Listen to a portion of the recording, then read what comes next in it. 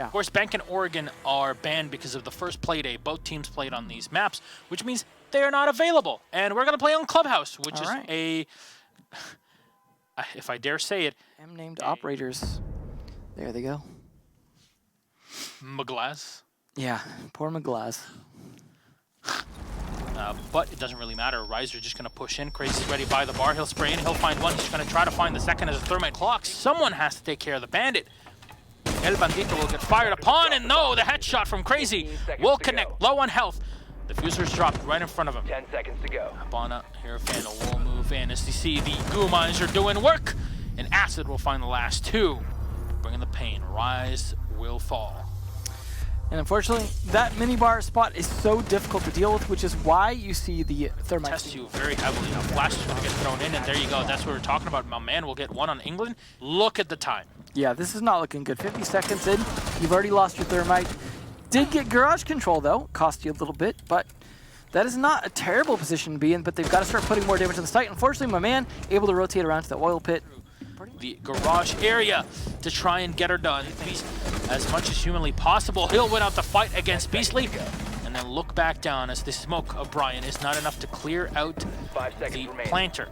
Brian might have to push through this, and he should be able to find the kill here. Crazy will connect, and that's all she wrote for the round.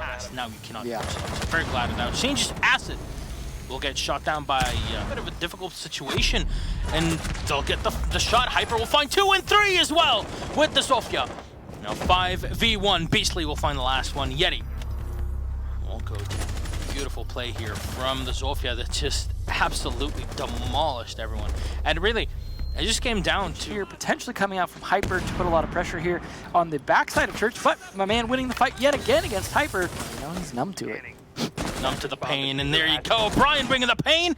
1 kill and the second to dispatch the IQ. Beautiful play there by the smoke. Unfortunately, that's not opened all the way to the floor, it looks like. And maybe if you got fit with R6, that would have been possible. You should have been doing some sit-ups. All right, Beastly will walk in, and just through the main staircase, we'll be able to watch him there. Brian will finish off Vandal as he was down on the floor, and he'll find the next one as well. Brian, beautiful 4K to end the round. And my man right up behind, he'll spray to the Habana. He'll take one, can't find the second though. Enough of delay, we'll just have to see. 15 seconds on the clock. England will get one. Flash in. Bandit will turn away. Acid will spray in, but Hyper will win this one out. Crazy with one, and right above, up the desk, down on the floor. That's the Zofia. They'll spray in him and commend the flank from the Jaeger. That wanted to peek against your opponent. I can see why they put him on Castle before. It would make sense. Well, just because he's a very aggressive player, and that's what happens. Oh, for Ryan, was an advantage for them. Brian will be fell yet again. Acid. Pushing in as Crazy will find 1 kill going in. Quickly runs away. He'll try to deny the plant. And no, Vandal will be stopped in his tracks. Hyper will find one. Diffuser's on the floor and spotted by Crazy. On to the cross angle. What will no! The Ghost! Why are you planting there? Hyper will have to peek in. He still has 1 Guzmot to play with, but the advantage is all for Crazy, and he'll win it out. Orgless will take 5 rounds on the defense. Oh, no. Go for the play. No, Acid. Cover him. Cover your teammate. He'll find 1. There you go. That's Ghost out of play. Can he watch the second? 2. Yes. Oh, my man and Crazy will get a kill each as well. Diffuser's now set. C4 will miss in the back. Hyper will take extra damages. Both of them will go down to Yeti and Crazy. Flawless. Ladies and gentlemen, I saw the Reddit post literally before we came into the office, and I'm like, yes, someone would like to push in through that. England will put his yokai in a better position, but Beastly will go down. There is a bulletproof camera, but the yokai will go and be removed. That's 2 kills now for Orgless. Hyper will find 1 on Acid, and my man is down as well. Yeti with 1 on Hyper. Diffuser's gonna get planted, and Crazy will finish it all. You saw the map, and you're like, Yeah, not one they're great at. Crazy, though, definitely living up to his namesake. Not quite. Pull up on screen. There you go, Yeti. Oh my God. Look at that beautiful, luscious hair. How you doing? Good evening, Yeti. How are you? Good. How are you? I'm pretty intrigued by this matchup, I have to say. Really? Ruh-roh. Well, you know, it was 7-1 to Clubhouse. Now, when we saw the map, we're like, okay, Rise aren't really great on it. You guys played against them at the end of Season 8 on this very same map. It wasn't really...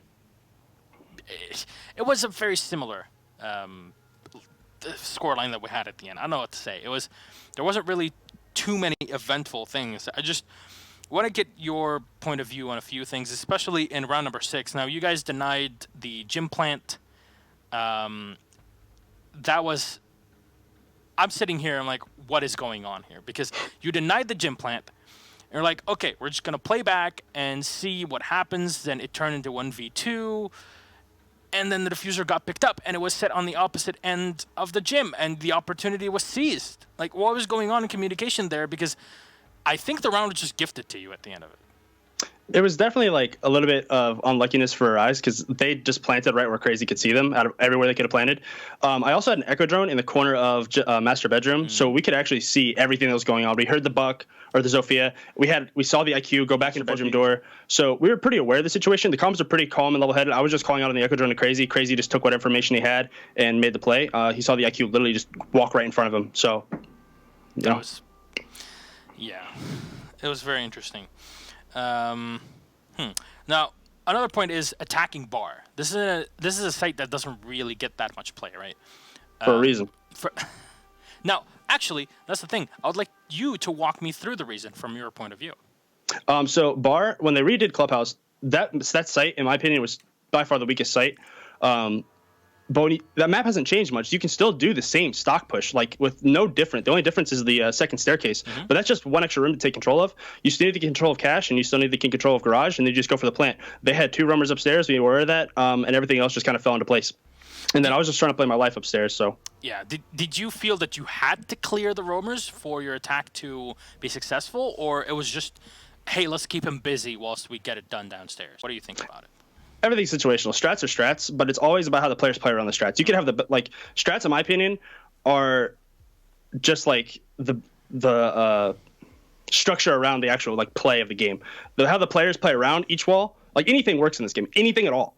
But as long as your positioning is good and as long as your players are competent in what they need to do around the strat, then the strat will be successful. But they just were not competent with what was there. The wall was soft. We opened it, and they just didn't have any, counter to that. And after that, we just ran and killed everybody. Yeah, that's a good way to put it, I have to say. Well, again, congratulations. 7-1 victory, proving that, you guys are definitely going to be fighting for your position, just like you did at the end of Season 8, and were able to keep your spot in Pro League. Hopefully, the name Orgless will be something that we will not see in the near future. Hopefully not. But no, not in the bottom 2 this season either. Not the last 2 spots. I very much hope so. Well, thank you very much, Yeti. Anything you'd like to say to the fans that have been watching the match tonight? Thank you to the Orgless fans who still support us. A lot of losses. This is the first time I've been on an interview in a long time, but I plan on doing a lot more. We've got a really good lineup, got a lot of good personalities on the team, and we definitely think we can finish top 4 this season. So that's it. All right, very, very outspoken. But thank you very much, Yeti. Again, congratulations. We'll see you playing tomorrow night as well. Good night. Yes, sir. Good night. Bye-bye.